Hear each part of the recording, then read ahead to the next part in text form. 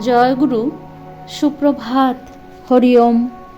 ওম অখণ্ড সংহিতা বা অখণ্ড মণ্ডলেশ্বর শ্রী শ্রীমৎ স্বামী স্বরূপানন্দ পরমহংসদেবের অমৃতময় উপদেশবাণী ঊনবিংশ খণ্ড।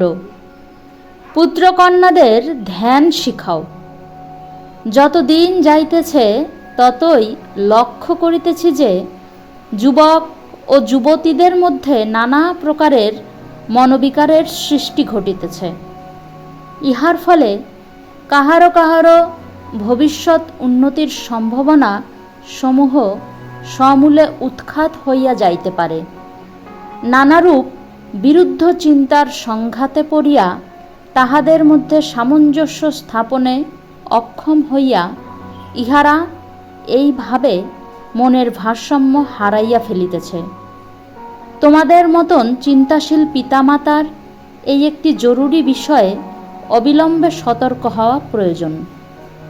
মনকে নিয়মিত বিশ্রাম দিয়া দিয়া সবল করিয়া তুলিবার শিক্ষা পুত্রকন্যাদের অল্প বয়স হইতেই দেওয়া উচিত। আমরা শৈশব হইতেই ধ্যান করার খেলা খেলিয়া আসিয়াছি। পিতামহের গৃহে সমাগত সাধু সন্ন্যাসী রামায়ত বৈষ্ণব প্রভৃতিকে ইষ্টধ্যানে রত থাকিতে দেখিতাম। পুণ্য শ্লোক পিতামহ প্রত্যহ ৩-৪ ঘণ্টা ধ্যানাভ্যাসে রত থাকিতেন। পিতাকে ও পিতৃব্যকে দেখিয়াছি শেষ রাত্রে বিছানায় বসিয়া দীর্ঘকাল ব্যাপিয়া ধ্যানাভ্যাস করিতে।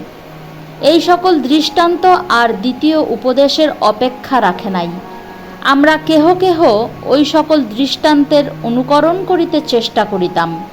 তাহারই ফলে আজ দুর্দম্য প্রতাপে কাজ করিয়া বেড়াইতেছি।